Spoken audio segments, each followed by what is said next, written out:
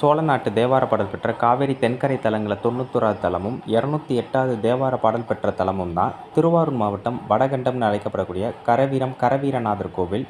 குடவாசலேருந்து திருவாரூர் போகிற வழியில் விளமலுக்கு பக்கத்தில் இருக்குது. இறைவன் பேர் கரவீரநாதர், இறைவி பேர் காட்சி மின்னம்மை. சம்பந்தர் 1ஆம் திருமுறை 58ஆம் பதிகமும் அப்பர் 2 பாடல்கள் பாடுகிறார். இந்த கோயிலில் கொடிமரம் கிடையாது. இந்த கோவில் அதாவது இறைவனும் இறைவி 2 பேருமே திருமண கோலத்தில் 2 பேரோட விமானமே கிழக்கு பக்கம் பார்த்துருக்கும். தனித்தனி விமானங்களை படத்தில் பார்த்துருக்கலாம். இந்த கோவிலுக்கும் நாகூருக்கும் கிட்டத்தட்ட 30 கிலோமீட்டர் டிஸ்டன்ஸாக நேர் ரோடாக. அந்த காலத்தில் கட்டுமானங்களே கிடையாதான். அப்போ பார்த்துக்கோங்க எந்த அளவுக்கு இந்த கோயில் இருந்திருக்கு. மிகச்சிறிய ஊரில் பெரிய கோவில் அப்படின்னு இதை குறிப்பிடுவாங்களாம். சம்பந்தர் இந்த கோவிலில் ஒரு நாள் தங்கி இரவு தங்கி மறுநாள் காலையில் பதிகம் பாடுகிறாராம். ஒவ்வொரு பாடல்லையும் இந்த கோவிலை பற்றி, இந்த கோவிலை வழிபட்டால் பாவங்கள் நீங்கும் அப்படிங்கிற சொல்கிற அளவுக்கு மிகச்சிறந்த கோவிலாக சொல்லப்படுது. இந்த கோவிலுடைய தலமரம் வந்து பொன் அலரி. இன்னும் நிறைய தகவல்கள் இருக்குது. அதை நான் கம்யூனிட்டி போஸ்ட்டில் தெளிவாக சொல்கிறேன்.